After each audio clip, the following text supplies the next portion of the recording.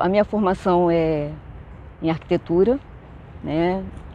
Eu fiz concurso público, eu entrei na prefeitura em 1989, fiz um concurso público em 88, abril de 88, no governo do Saturnino Braga, né? E em 1989 ele convocou os 50 primeiros candidatos e eu tomei posse, né? E eu sou da Zona Oeste, né? A minha mãe mora em Realengo, enfim. E assim, foi um caminhar natural eu ter sido lotada na Secretaria Municipal de Urbanismo, fui trabalhar numa coordenadoria, se não me engano, chamada de parcelamento e alinhamento, e fui trabalhar com fiscalização de loteamentos, né? Então, trabalho de fiscalização é aquela coisa clássica, você faz vistoria, abre processo, enfim, e faz um relatório técnico, notifica, multa, né? E na verdade, quando eu comecei a fazer esse trabalho, eu passei aí mesmo a frequentar mais a Zona Oeste. Eu já não morava mais lá, mas eu tive que voltar. Por quê? Porque a maioria dos loteamentos estavam localizados na Zona Oeste. Então eu passei a ter contato com alguns loteamentos que estavam inscritos no núcleo de regularização, né? E recém-chegada na prefeitura, eu fui saber de que se tratava esse núcleo de regularização, né?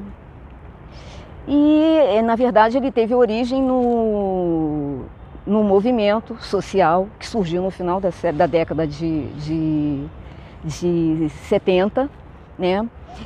De moradores de loteamentos que se sentiam muito ameaçados com as ações de reintegração de posse que os parceladores estavam acionando contra esses moradores. Esse período é um período muito atípico porque a gente estava numa crise econômica, com perdas salariais, com inflação alta. A gente estava num processo de reabertura política e o surgimento desses movimentos sociais. E esse movimento de moradores de loteamento era um desses, né? E esse núcleo nasce mais ou menos? Na verdade, o núcleo, ele assim, como é que eu vou te explicar? Ele não acontece o movimento e o governo cria um núcleo. Na verdade, vão acontecendo reuniões desses moradores, né? Primeiro, com a FASE, com a Pastoral de Favelas. Na verdade, a FASE tinha um trabalho educativo junto à classe trabalhadora para explicar a legislação trabalhista. Só que quando ela chegava nessas áreas, ela percebia que tinha uma preocupação muito forte com relação a essas ações de despejo. Então, ela vai dar uma redirecionada nesse trabalho dela, né? E aí começa. Esse pessoal é atendido, se não me engano, primeiramente pelos advogados da arquidiocese, né? E depois eles vão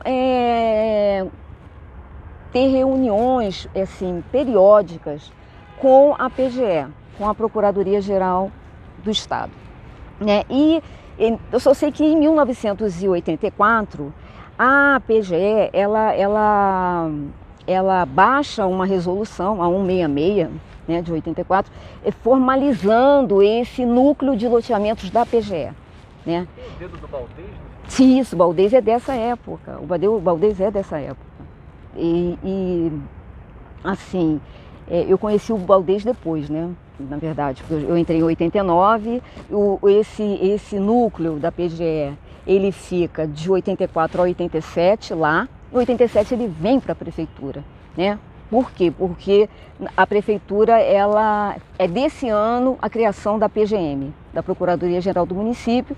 Então, o prefeito, ele baixa um decreto criando o núcleo de regularização de loteamentos, né? Isso em 87, eu entrei em 89, então esse núcleo ele estava em ativa, né? Ele funcionava a plenos vapores e assim, como eu fazia parte, eu era fiscal de loteamentos e comecei a tomar contato com esses loteamentos inscritos no núcleo, consequentemente com os moradores, assim, eu naturalmente fui sendo encaminhada como uma das representantes da Secretaria de Urbanismo nessas reuniões do núcleo, né?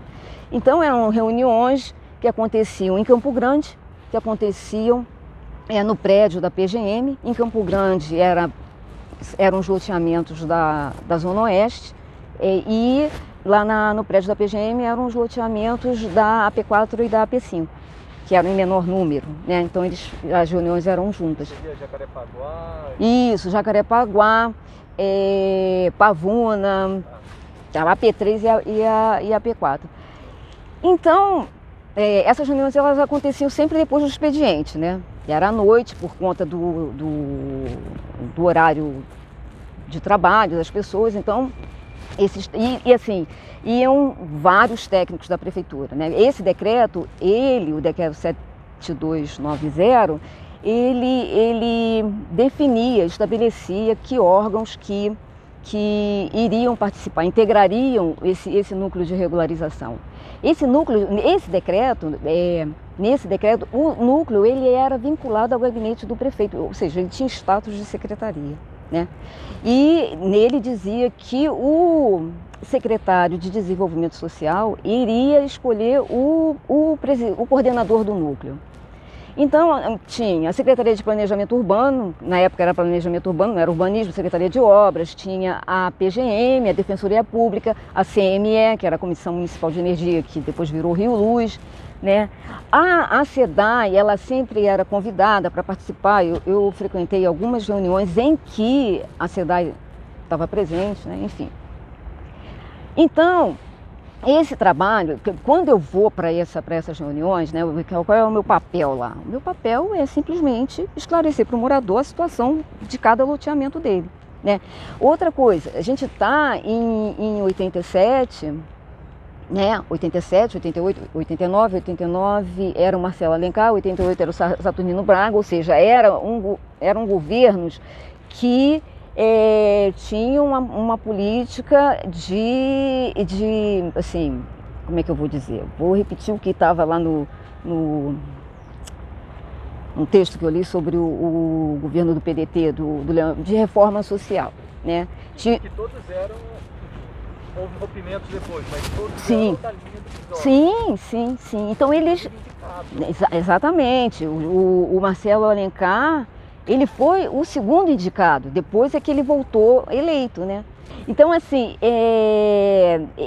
essa era uma política de inversão de prioridades, né? Isso que eu queria dizer, era uma política de inversão de prioridades, porque esses governos, eles urbanizaram muitos loteamentos na Zona Oeste, muitos loteamentos, e sim, a grande maioria inscrito no núcleo, entendeu?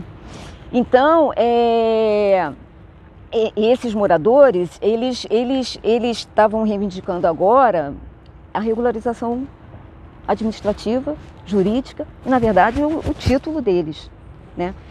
Então, assim, o que eu, enquanto representante da Secretaria Municipal de Urbanismo, eu tinha que levar informações para esses moradores em que situação estava o loteamento deles e o que poderia ser feito, né? Então, assim,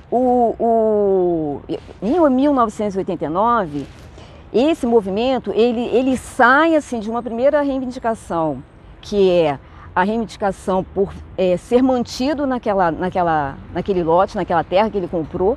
A segunda era a urbanização, né, a urbanização do seu loteamento, as obras de infraestrutura. E a terceira reivindicação era o título de propriedade, a regularização fundiária. Então, como que acontecia? A prefeitura assumia as obras? Como que era isso? A prefeitura, essa fase eu ainda não estava lá, né? Porque quando eu cheguei, eu percebi na fala dos moradores, inclusive tinha assim umas falas muito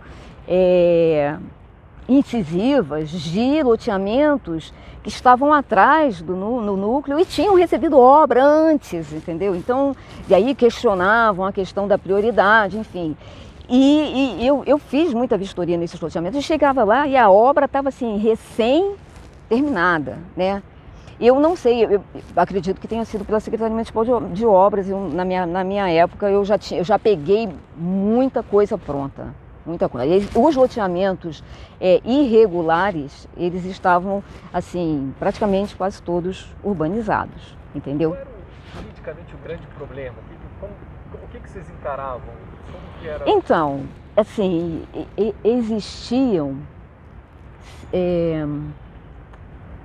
mais de 200 loteamentos inscritos no núcleo, né? Então, assim, os mais antigos eram os primeiros, né? Eram os números mais baixos. E, assim, uma grande maioria deles eram os chamados os loteamentos irregulares, né?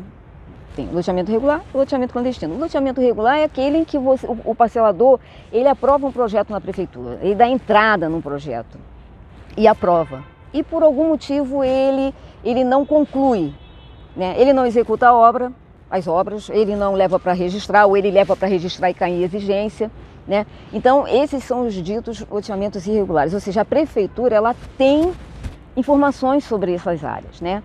Aí, por exemplo, eu como funcionária, chegava um morador lá de um determinado loteamento, porque o parcelador não fez isso, fez aquilo. A primeira coisa que eu fazia quando chegava na prefeitura era tentar localizar qualquer tipo de processo que existia para aquela área, né? Então eu saía catando, pedindo para os arquivos para que eles me mandassem esses processos que geralmente eram antigos, dessa altura, né, com uma série de informações. Por quê? Porque eu tinha que resgatar a história daquela área. E tinha os loteamentos clandestinos, que eram os loteamentos que não passavam pela prefeitura. Existia, assim, loteamentos antigos inscritos no núcleo que também eram clandestinos, entendeu? Mas o boom dos loteamentos clandestinos vai acontecer depois, assim, da década de 80, né? E aí a gente vai chegar lá na frente daqui a pouco. Então, quando eu vou... Aí eu estou em 89, o meu trabalho é basicamente esse. Por quê? Porque nós não tínhamos ou seja, tínhamos um marco regulatório, que era a 6766, né? É uma legislação de parcelamento do solo, importante, né? E não tínhamos, assim, mais nada, não tinha um plano diretor, não tínhamos isso. Então, o trabalho era feito, um trabalho de diagnóstico, vamos dizer assim, inicialmente. Nesses primeiros anos, eram trabalhos de diagnóstico dessas áreas. E aí, o que acontece? Em 92, o plano diretor ele é aprovado, né? Um plano atendendo ao que foi instituído pela Constituição Federal, né, que obrigava as cidades com mais de 20 mil habitantes a terem um plano diretor. A cidade do Rio de Janeiro aprova o seu, né, com vários instrumentos importantes para a reforma urbana, o IPTU progressivo, o solo criado. E na política habitacional, ela cria 4 programas, né, habitacionais: o programa de urbanização e regularização de favelas, o programa de urbanização e regularização de loteamentos, o programa de lotes urbanizados e o programa de moradias populares. Tanto, esses dois ficaram num artigo só, esses dois últimos, que é a de produção mesmo, né? Os outros dois é de regularização, né? de consertar, de acertar o que já está implantado, de atuar no que já existe na cidade, né? Então, chega 93, né? Aí, 93 é uma mudança de governo e também uma mudança de paradigma, né? A gente sai de uma política, como você disse, que rezava na cartilha do antigo governador Leonel Brizola, né, que tinha um discurso de enfrentamento da desigualdade, né, das desigualdades sociais.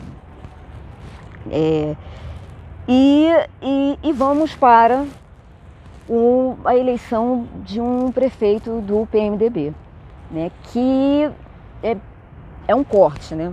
E assim, eu estava pesquisando e assim, eu entendo que o plano diretor ele marca o fim de uma era, né? O Brizola depois voltou, mas não voltou da mesma forma que não tinha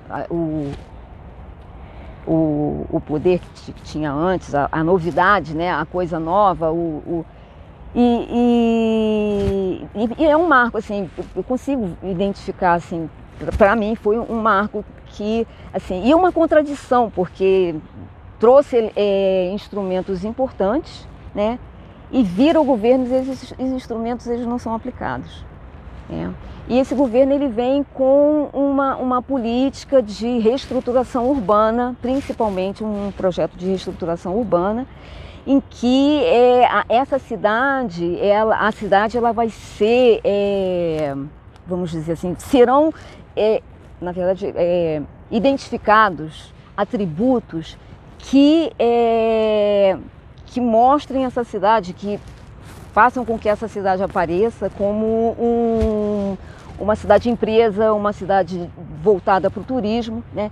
E assim, tem o projeto Rio Cidade, né, que da época começou em 93, que era um projeto de intervenção bem pontual nos centros de bairro, não sei se vocês se lembram disso, né? É um projeto claramente de empreendedorismo urbano, né? Foi implantado na cidade sob esse viés neoliberal, né? Então, nessa conjuntura que a Secretaria Extraordinária de Habitação ela é criada, né?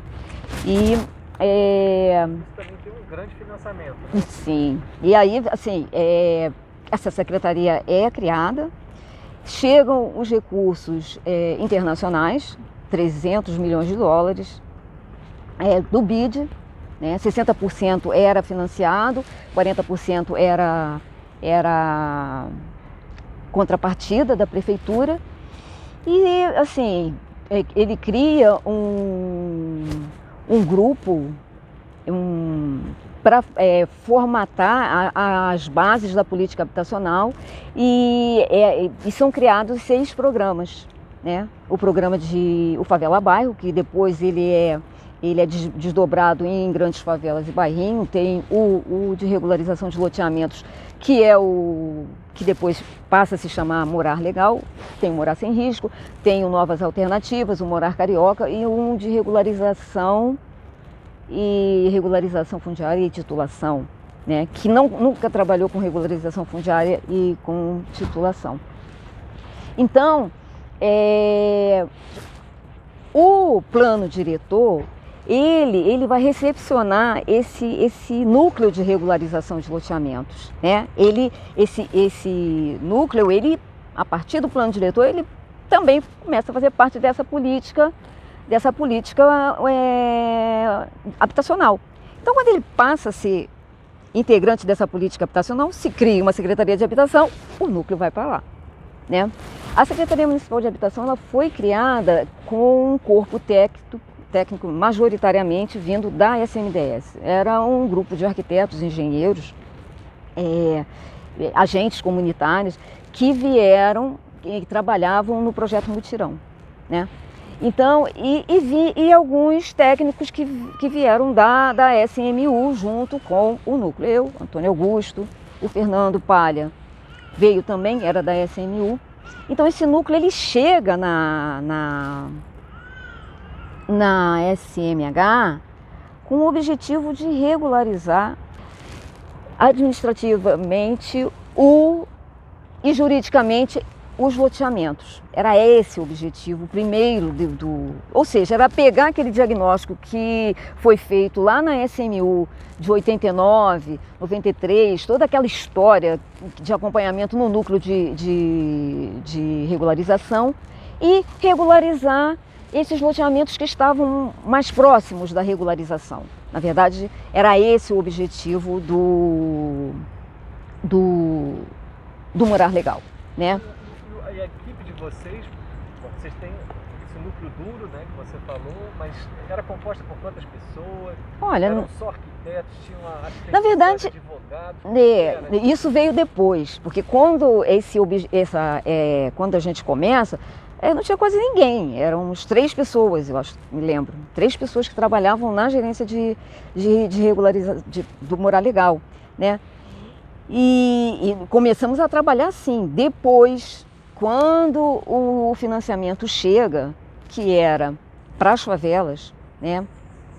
Nesse primeiro momento, o núcleo, ele junto lá ao secretariado, ao secretário, junto até a equipe, a missão do BID, é sugerido, né, que os loteamentos também fossem contemplados com as obras de urbanização, entendeu?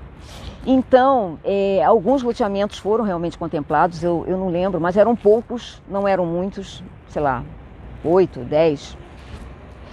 E o que se falava, o que se falou, o que se mostrou para o núcleo é que os loteamentos, por terem um traçado mais retilíneo, seria mais fácil de se urbanizar, né? Então, o que aconteceu? Esse objetivo primeiro, né, de regularizar urbanística e juridicamente os lotes, né? O que é urbanizar juridicamente e administrativamente ou urbanisticamente os lotes? É elaborar um PAL, projeto de alinhamento, ou revalidar aquele loteamento que tinha caducado, que de acordo com o artigo 18 da 6766, ele caducava se o parcelador não levasse para registrar num período de 180 dias. Então existiam montes de loteamentos que estavam caducos lá dentro do arquivo de plantas. Então, o que essa gerência fazia? Ela pegava esses projetos, fazia uma vistoria, para constatar se realmente ele tinha sido implantado de acordo com o projeto aprovado. Se sim, ok, a gente entra com uma solicitação à Secretaria Municipal de Urbanismo para que ela revalidasse aquele projeto.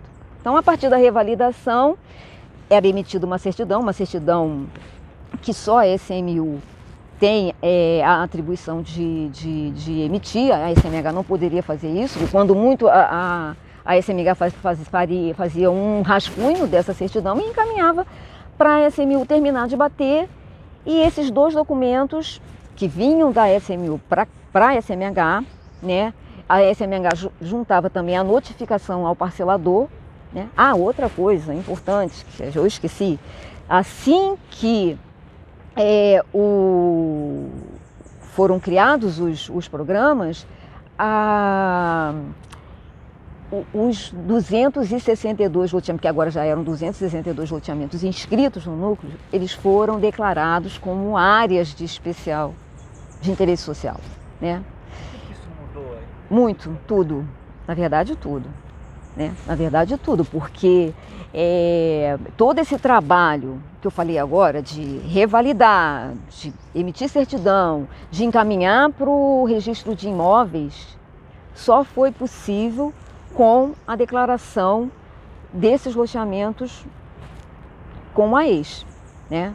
Não, e sem esse instrumento, nós não se tivéssemos um instrumento lá atrás, lá na década no ano de 89, antes do plano diretor, porque a ex ela foi criada no plano diretor, né? Um instrumento da política urbana, vamos dizer assim, da política habitacional. E permitir então ser mais flexível, né? Na verdade sim, porque você revalida um projeto, né? Tudo bem, ele foi aprovado, mas você não está indo contra a legislação, a 6766, por exemplo, né? Existe uma lei que possibilita você fazer a regularização desses espaços, flexibilizando alguns parâmetros, né? Isso foi fundamental. E nós conseguimos registrar muitos loteamentos. Teve algo que você tinha me comentado, que também houve um fechamento nesse momento do número. Sim. Isso qual foi a estratégia? Por quê? Isso foi uma determinação do secretário, né? Porque quando o coordenador do núcleo levou a proposta de declarar os 262 loteamentos de uma tacada só, numa lei só, o secretário, ele concordou, mas ele disse, vamos fechar a inscrição no núcleo. Então, as inscrições foram fechadas, os loteamentos foram declarados e, assim, na verdade, houve uma pressão muito grande por parte do movimento de moradores, que não aceitou o fechamento das inscrições no núcleo e depois de um tempo acabou voltando, né?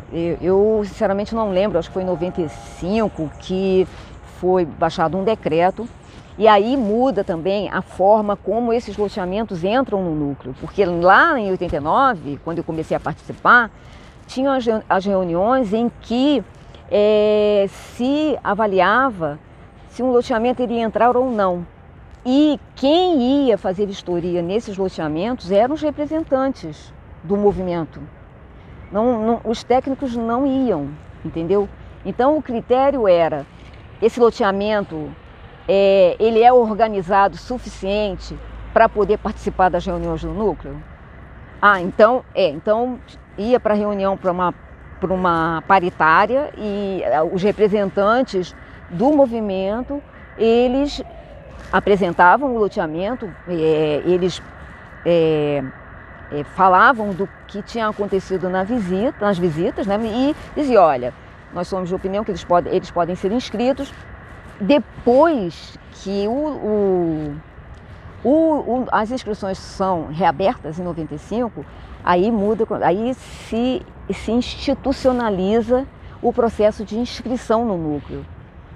O morador o loteamento que quer se inscrever no núcleo, ele tem que primeiro abrir um processo, né? Ele tem que solicitar, fazer um abaixo-assinado dos moradores, inserir alguns títulos de compra e venda, né? E a maioria dos moradores tem que assinar, é só um abaixo-assinado solicitando a inscrição. E depois de aberto o processo, aí esse loteamento ele vai ser vistoriado por um técnico, um arquiteto, né, para saber se tem área de risco, se está na beira de rio, se ele está realmente ocupado, ou se ele tem 2, 3 casas, entendeu? Ele tem que ter um número mínimo de pessoas que já residem nele. Então, tem que se fazer uma pesquisa fundiária preliminar, para pelo menos você identificar quem vendeu, quem comprou, se tem cadeia sucessória, se não tem, né? E tem uma visita da assistente social, entendeu? Então, você acaba institucionalizando essa entrada no núcleo de regularização. Engraçado. Tinha gente do serviço social também, dentro do vocês pegavam emprestado? Na verdade, o que acontece? Quando chega esses recursos do BID, chega também a terceirização, né, da mão de obra. Então, uma equipe, tinham 3 pessoas, né, os loteamentos também tinham sido inseridos, né, na urbanização, né, receberiam obras de urbanização com os recursos do BID. Então, vamos também, eu não tenho gente para trabalhar, se eu vou ter obra, né, se eu vou ter que gerenciar execução de obras, regularização fundiária, acompanhamento social, eu tenho que ter uma equipe maior. Então, eu comecei a pedir, olha, eu quero advogados, eu quero arquitetos, eu quero assistentes sociais, eu quero uma secretária, né? Então, aí a equipe ela começou a ser estruturada com esses técnicos que vinham de fora, né? Então isso ajudou, lógico, imagina, uma gerência com 3, cheguei a ter, sei lá, 7, 8, 10 pessoas na gerência. E vocês dentro da prefeitura, vocês tinham que ter um diálogo com outros órgãos? Sim, na verdade, um processo de regularização fundiária, ele contempla várias ações, né? A SMH dependia da Secretaria Municipal de Urbanismo para aprovar, para... Isso andava bem, era tenso? Era tenso, né? Outras filosofias de abordagem? Era tenso porque vamos dizer assim, o plano diretor tinha acabado de ser aprovado. Então não é fácil você mudar uma prática dentro de um órgão público, né? A máquina é pesada.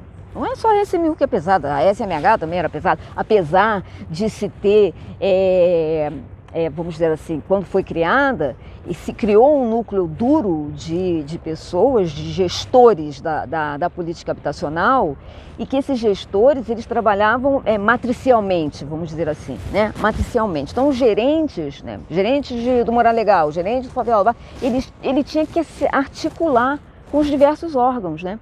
Então era assim, era um órgão que tinha um sistema matricial, mas os outros órgãos não estavam nessa vibe, né? Então você tinha que ter era constante um processo de esclarecimento, de convencimento, de explicar o que era. Mas muitas vezes os arquitetos que trabalhavam na gerência de regularização de loteamentos tinham que ir para a SMU para explicar o porquê de se criar uma servidão que estava fora dos padrões, né? Porque a gente pode fazer isso, porque ele é declarado com uma ex. Por que o morador, a testada não está dando para um logradouro público? Mas está dando para uma servidão, por que não pode? Por que essa entendeu? Então essas coisas era constante, né? E aí assim acontecia assim com a SMU e acontecia com os cartórios. Cartório muito pior, né?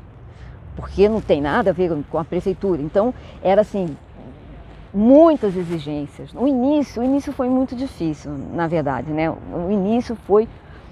Os outros órgãos, assim, por exemplo, como a Rio Luz ou a Light, não sei quem botava, a questão da SEDAI. A SEDAI aparecia pouco, né? Isso é uma unanimidade. Isso aí. Todas as pessoas. A SEDAI é muito difícil, não ia.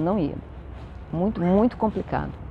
E assim, eu ainda reclamo um pouco, porque o pessoal que trabalhava com projetos, assim, era um dos nós ali, era conseguir a DPA e a DPE junto à SEDAI, para elaborar um projeto de abastecimento de água, projeto de esgotamento sanitário. DPA, DPE, o que é? Não me lembro. Era um documento que dava vamos dizer, estabelecia as diretrizes para fazer um projeto, né? O cara conhecia, por exemplo, o que aconteceu muito nos loteamentos que foram pro BID, receberam obras do BID. A gente foi com o discurso de que era fácil. E teve uma hora que foi lá na SEDAI e descobriu que faltava uma obra de retaguarda. Entendeu? Por exemplo, faltava reservatório. Faltava puxar a tubulação de abastecimento de água lá de onde, para chegar aqui na testada do loteamento, para aí sim colocar. Isso, era uma loucura, entendeu? Era acabar com qualquer planejamento, entendeu? Então, isso foi um dos problemas que a gerência teve com a execução das obras em loteamentos, problema com tráfico de drogas, aquela história, porque tráfico é só como na favela. Não, Jardim Nossa Senhora das Graças tinha tráfico de drogas, o Vilar Carioca também, entendeu? Isso dificulta o trabalho do poder público nessas áreas, né? Já pegaram algo parecido com milícia, ou algo nesse tipo? Já. Já tinha também. Não, milícia... Que era outro nome, polícia mineira, não sei o termo que se usava. Tinha algumas áreas ali na Pavuna que eram dominadas pela milícia. Tinha. E como isso influenciava de alguma forma? Ou na prática normal? Não, era sempre uma preocupação, né? Aliás, sim, o que acontece? Esse trabalho, vou falar boa tarde, dos loteamentos, trabalho nessas áreas de loteamentos, ele só funcionou graças às agentes comunitárias e às assistentes sociais. Assim, não há trabalho que ande sem isso. Não há trabalho. É praticamente impossível. Esquece arquiteto, esquece advogado, entendeu? Esse pessoal trabalha mais ali dentro do escritório, vai para a rua quando tem que fazer uma assembleia, entendeu? Ah, vai lá, tem que fazer uma assembleia. Vai, faz uma vistoria agora. O técnico que está ali o tempo inteiro são as agentes comunitárias, assistentes sociais. E nós tivemos a sorte de trabalharmos com as agentes comunitárias que vieram da SMDS, uma equipe de mulheres, né, muito experientes, profissionais sérias, e que vou te dizer uma coisa, me salvaram de algumas situações complicadas, né? E uma delas foi justamente ali na área da Pavuna, que nós tínhamos que fazer uma assembleia, era um domingo de tarde, e chegamos lá, era um loteamento pequeno, né? Não era uma coisa muito grande, e nós estávamos explicando o trabalho, e quando na verdade, quando foi decidido que nós entraríamos lá, a gente já sabia que tinha a milícia, né? Mas aí vai lá, panfleta, né? E só sei que quando eu estava falando lá, chegou assim, um homem forte, grandão, alto, e ficava toda hora me olhando, e eu falando, e alguém veio para mim e falou assim, olha, o rapaz que domina, está na área aí, tá querendo falar contigo. Tá, tudo bem, acabou a apresentação e ele veio falar, né? Ele veio e assim, estava meio nervoso, né? Porque se sentiu excluído, né? E começou, não, porque ninguém me avisou, e eu ali parada, olhando para ele. E um agente comunitário e uma assistente social do meu lado, e eu não recebi nada. E a agente comunitária, eu nem lembro se foi ela ou se foi assistente social, eu falei assim, não, mas a gente deixou lá. Porque ele não ficava no loteamento. Na verdade, o loteamento é pequenininho, a Pavuna é grande pra caramba, Inhaúma é grande. Ele estava lá, não sei aonde, bem longe, né? Eu tinha uma sala, E aí a gente foi assim, na hora eu falei assim, não, mas a gente deixou lá na sua sala. Você não estava lá? Eu fui lá, você não estava lá, né? E ele entrou e... Não, aí eu falei, olha, você não está impedido de participar. Você pode, porque ele não falou em momento, ele não se identificou como miliciano, não fez isso, ele não falou isso. Então, como ele não se identificou, para mim, ele é mora no local, então ele era um morador como qualquer outro. Então, olha, se você não está impedido de participar, você pode chegar. E ele ficou mais calmo, pegou um panfletinho e foi embora, né? Então, assim, e outras situações também. Por exemplo, tem um loteamento perto do Norte Shopping, que ali também é uma milícia. Então, assim, é um pouco desgastante, é complicado, é complexo, você tem que ir lá. Nesse, tinha uma equipe trabalhando lá e o pessoal da equipe só falava assim, olha, o cara quer falar contigo. Ele veio aqui e perguntou quem é o responsável. Então, ele quer falar comigo. Eu falei, não, tá bom. Eu vou, até que tive que ir lá, né, para falar com ele, né. Então, assim, não é simples, né, é muito difícil. A UPP ajudou? A UPP, ela deu uma certa segurança para essas equipes que entravam, né. Porque agora eu já estou aqui em 2008, mas antes dela era complicado. Os cartórios, como que... Os cartórios, assim, cada cartório tem uma cabeça, né? Então, assim, não dá para você dizer, eles funcionam segundo uma regra, não é. Tinha, assim, as mais diversas exigências. sabe? Eles pegavam erro bobos de cotas, tá tudo bem, a gente aceitava, a gente errou, a gente conserta. Aí assim, quando caía nesse tipo de exigência, a gente tinha que mandar de novo para a SMU, porque a SMU tinha que fazer uma retificação na certidão, vir para cá e tudo, assim, uma burocracia terrível, entendeu?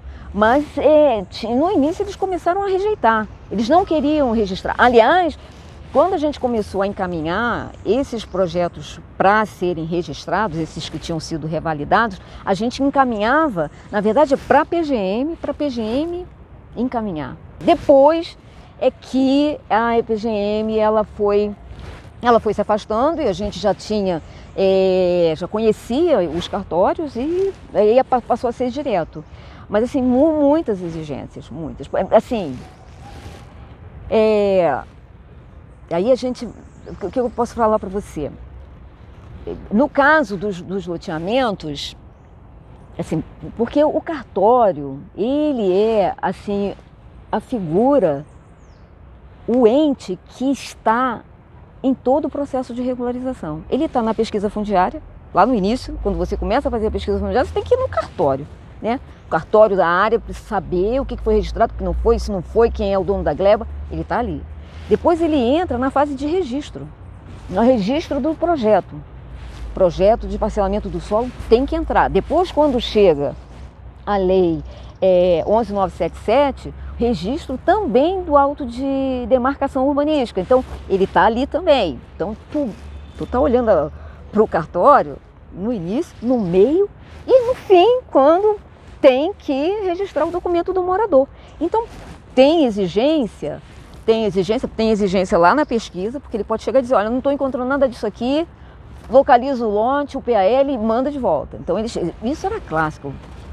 Qual lote? Qual PAL? Às vezes não tinha isso, né? No projeto de PAL, olha, a gleba não fecha, não dá para fazer isso, é a ex, não é a ex? E no registro dos documentos dos moradores. No caso de loteamentos, caía-se em exigir, porque quando a prefeitura, ela tinha atribuição de ir até o registro do PAL.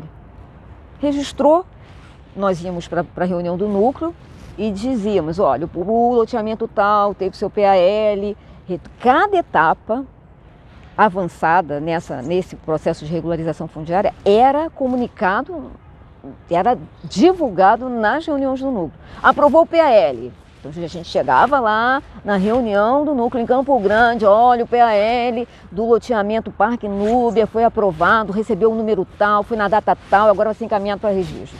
E aí eles iam para a defensoria. Aí quando a gente registrava, a gente chegava lá e comunicava de novo, foi registrado no cartório tal, na matrícula tal. E vocês, moradores, podem se encaminhar para a Defensoria Pública levando o documento que você tem nas mãos para serem registrados. Então, quando o morador é encaminhado para o registro, a prefeitura já não considera aquele loteamento como regularizado. Para a prefeitura, ele está regularizado. Esse é o grande problema da dificuldade de se avaliar todo o trabalho que foi feito no núcleo. Entendeu? Porque, na verdade, o núcleo está dentro da prefeitura, né? É um órgão do poder local, mas todo o processo de registro, o final, está lá na defensoria, entendeu? Então tinha morador que chegava lá com as prestações atrasadas, ninguém parou de pagar, entendeu? Ele não podia registrar aquele documento, aquela promessa de compra e venda. Ele não podia porque estava devendo, aí tinha que abrir uma conta de acordo com a 6766, mas uma série de dificuldades, né, entendeu? Um dia eu tive uma reunião com a defensora pública responsável na época e eu perguntei para ela, você está controlando quem está conseguindo registrar o documento? Ela falou, não. Eu falei assim, não tem nada que diga quantas pessoas, por exemplo, do Parque Núbia conseguiu registrar, quantas pessoas do loteamento tal. Não. Ela falou, Ângela, eu encaminho, quando o documento está correto, eu encaminho para o RI o morador vai. Se ele consegue registrar, ele não volta mais. Ele não... Você é só fazendo uma pesquisa fundiária nos cartórios. Exatamente. Fazer uma pesquisa, um levantamento nos cartórios, pegando as matrículas dos loteamentos, né, que foram registrados na época, e ver quantos títulos foram registrados na época, que tipo de título, porque a defensora, ela registrava a promessa de compra e venda, a escritura, contratos, enfim, eu não domino essa coisa, mas pelo que ela falava, tinha a possibilidade de encaminhar para registro, averbava, enfim. Mas a gente não tinha o controle disso, entendeu? E você falou muito também para mim da questão do endereço para os moradores, né? É porque, na verdade, a gente fica muito preocupado com o título, né? Com a conclusão. Mas, na verdade, a regularização fundiária, ela envolve vários aspectos, né? O urbano, a execução das obras, o jurídico, o ambiental, né? E na parte urbanística, na parte da elaboração de PAE, né? Esse conjunto de ações que são de responsabilidade da SMU, né? Eles são fundamentais, né? Por exemplo, processos de reconhecimento de logradouros, né? O morador, se você, teve época que eu chegava num loteamento e para falar de título, e o morador, eu me lembro de uma moça com um bebê no colo, falou assim, olha, o que a gente precisa aqui mesmo é de nome de rua, porque aqui tem um monte de rua projetada A. Entende? Projetada A, minha carta vai parar lá na projetada A do loteamento tal, da favela tal, e eu preciso de um nome, a minha rua precisa ter nome, né? E uma coisa simples de fazer, né? Não precisa, basta a rua existir de fato, ela não precisa estar urbanizada, né? É um decreto de 1985 que qualquer um pode solicitar um reconhecimento de logradouros, e a prefeitura vai fazer uma vistoria, tem todos os procedimentos para que esse logradouro seja reconhecido. Muitos representantes, muitos loteamentos entraram com o processo de reconhecimento de logradouro e conseguiram ter as suas vias, as suas ruas reconhecidas. Isso é uma demanda que é muito solicitada também nas reuniões do núcleo, né? Então, esse período de 93 até 2007 foi um período em que a gente trabalhou nesse tipo de regularização e na execução de obras também, né? Então, a gente conseguiu registrar cerca de 170 loteamentos, né? Depois eu posso até ver o número de lotes, eu acho que eu não escrevi aqui, mas conseguimos registrar, né? Se você pegar o que foi executado na prefeitura, fazer uma avaliação do que foi executado pela prefeitura, foi um avanço, né? Agora, quanto ao número de títulos que se conseguiu registrar, é uma incógnita, a gente não conseguiu acompanhar isso. Existia um monitoramento dessas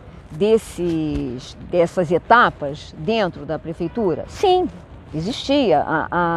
Tanto a gerência quanto a coordenação do núcleo tinha essa preocupação, principalmente a gerência, de acompanhar onde é que estava o processo, o que tinha, se foi aprovado, se caiu em exigência. Por exemplo, a gente conseguiu aprovar alguns projetos para loteamentos clandestinos, entendeu? Mas esses pós-registro, a gente não conseguiu, né?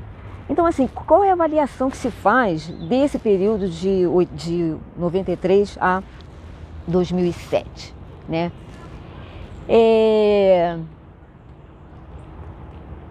Aumentou-se o número de loteamentos, aumentou o número de loteamentos que solicitavam inscrição no núcleo, né? Drasticamente. Por quê? Porque começou a circular de que a prefeitura regularizava os loteamentos, né? Então, tinha loteamento, parcelamento do solo, lote que era vendido, o vendedor entregava o documento e logo em seguida entregava o panfletinho do morar legal, entendeu? Ó, você vai lá que regulariza, né? Então, tinha assim uma procura muito grande de solicitação de inscrição, até de loteamentos que não eram de baixa renda e que eram indeferidos, né? Isso foi ruim, porque tinha loteamento clandestino. Assim, não podemos dizer que foi por conta do trabalho do programa. Teve a 6766 também, que criou regras mais rígidas para o parcelamento do solo. Isso também fez com que se abandonasse a possibilidade de aprovar um projeto e vendia-se do jeito que estava, sem nada, só com uma plantinha feita na mão, um croquis, né? A outra coisa é que nesse processo de regularizar esses loteamentos, que eram os ditos loteamentos históricos, assim, o poder político, a posição política desse movimento, ela acaba sendo esvaziada, porque esses loteamentos, eles saem, os representantes saem, né? Ele já está com o loteamento dele resolvido, ele não fica, né? Ele não fica. Então, quando esse processo de reabertura é reiniciado, de abertura do núcleo, das inscrições do núcleo, o que chega de loteamento a ser inscrito são os loteamentos clandestinos de pequeno porte. Esses loteamentos, eles são implantados nos espaços vazios, infraestruturados, né? Então, essa população, ela quer morar numa rua particular, né? A primeira coisa que se faz é colocar uma catraca. Você pode ver, na rua da minha mãe mesmo tinha um que tinha um portão, né? Em Jacarepaguá esse era o modelo, e era aquele morador que ia para o núcleo para falar da situação dele, entendeu? Dele enquanto morador, né? Esse espaço coletivo, de discussão, se perde, né? Então eu acho que isso foi muito ruim, e isso foi, assim, cada vez piorando mais, muito ruim. E assim, a gerência, ela acabou sendo assim, na verdade ela acabou com uma demanda de trabalho, né, que aumentou por conta dos loteamentos terem entrado no PROAPE, né?